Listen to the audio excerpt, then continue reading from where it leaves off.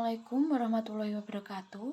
Saya Miladia Dwianin Khairani dengan 3 digit NIM terakhir 135 dari program studi perencanaan tata ruang dan pertanahan Fakultas Sekolah Vokasi Universitas Diponegoro akan mempresentasikan makalah mengenai sumber hukum Islam menurut hadis. Rumusan masalah 1. Apa itu sumber hukum Islam? Yang kedua, bagaimana kedudukan hadis sebagai sumber hukum Islam? Pengertian sumber hukum Islam. Sumber adalah asal sesuatu. Sumber hukum Islam disebut juga dengan dalil hukum Islam atau dasar hukum Islam. Allah sendiri telah menentukan sumber hukum Islam, yaitu Al-Quran dan hadis. Al-Quran berasal dari kata kerja qara yang artinya dia telah membaca. Kata kerja ini diubah menjadi kata benda Quran yang berarti secara harfiah berarti bacaan atau sesuatu yang harus dibaca atau dipelajari.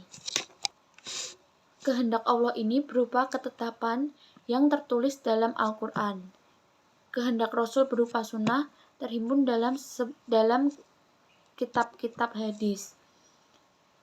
Hendaknya pengusaha kini dimuat dalam peraturan perundang-undangan atau dalam hasil karya orang lain yang memenuhi syarat untuk berijtihad karena mempunyai kekuasaan berupa ilmu pengetahuan untuk mengalirkan hukum Islam dari dua sumber, yaitu Al-Quran dan kitab-kitab hadis yang memuat sunnah Nabi Muhammad. Sumber hukum Islam itu ada 3, yaitu Al-Quran, As-Sunnah atau hadis, dan juga akal pikiran manusia. Ketiga sumber hukum Islam itu merupakan satu rangkaian kesatuan dengan urutan keutamaan yang tercantum dalam kalimat. Tidak boleh terbalik atau tidak boleh dibolak-balik. Jadi, dalam hukum Islam yang pertama ada Al-Quran, kemudian As-Sunnah atau hadis, dan yang ketiga adalah akal pikir manusia. Hadis merupakan sumber hukum utama, sedangkan akal pikir manusia yang memenuhi syarat untuk berijtihad menentukan norma benar salah suatu perbuatan merupakan sumber tambahan atau sumber pengembangan.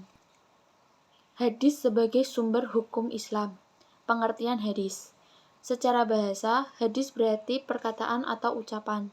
Sedangkan menurut istilah, hadis adalah sebuah perkataan, perbuatan, ketetapan yang dilakukan oleh Nabi Muhammad SAW.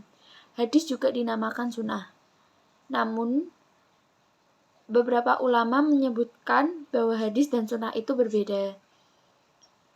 Hadis adalah ucapan atau perkataan Rasulullah SAW, sedangkan sunnah adalah segala yang dilakukan oleh Rasulullah SAW.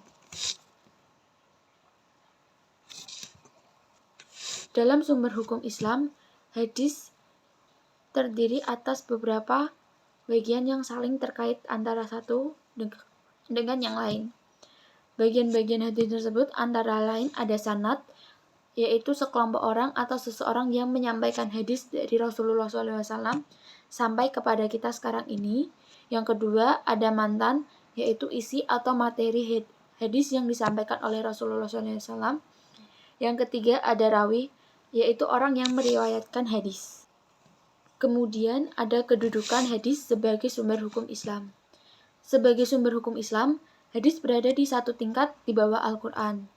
Artinya, jika sebuah perkara tersebut hukumnya tidak terdapat di Al-Quran, maka yang harus dijadikan sandaran berikutnya adalah hadis tersebut. Hal itu sebagaimana firman Allah yang terdapat pada Quran Surat Al-Hasyr ayat 7 yang berbunyi, dan apa-apa yang diberikan Rasul kepadamu, maka terimalah. Dan apa-apa yang dilarangnya, maka tinggalkanlah.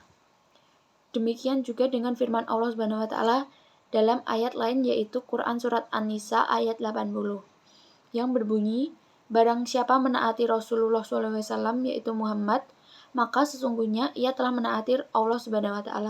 Dan barang siapa berpaling darinya, maka ketahuilah kami tidak akan mengutus Muhammad untuk menjadi pemelihara mereka. Rasulullah SAW sebagai pembawa risalah Allah SWT bertugas menjalankan ajaran yang diturunkan Allah Subhanahu wa taala melalui Al-Qur'an kepada umat manusia. Oleh karena itu, hadis berfungsi untuk menjelaskan serta menguatkan hukum-hukum yang terdapat dalam Al-Qur'an. Fungsi hadis terhadap Al-Qur'an dapat dikelompokkan menjadi 4, yaitu menjelaskan ayat-ayat Al-Qur'an yang masih bersifat umum. Contohnya dalam ayat Al-Qur'an yang memerintahkan sholat. Perintah sholat dalam Al-Quran masih bersifat umum sehingga dapat diperjelas dengan hadis-hadis Rasulullah SAW tentang sholat, baik tentang tata caranya maupun jumlah rakaatnya. Untuk menjalankan perintah tersebut, dikeluarkanlah sebuah hadis yang berbunyi, "Sholatlah kalian sebagaimana kalian melihat aku sholat", dikutip dari hadis riwayat Bukhari. Yang kedua, memperkuat pernyataan yang ada di dalam Al-Quran. Seperti dalam Al-Quran terdapat ayat yang menyatakan, "Barang siapa di antara kalian yang melihat bulan, maka berpuasalah." Kemudian ayat itu diperkuat lagi oleh sebuah hadis yang berbunyi, "Berpuasalah kalian karena melihat bulan, dan berbukalah karena melihatnya." Dikutip dari hadis riwayat Bukhari dan Muslim.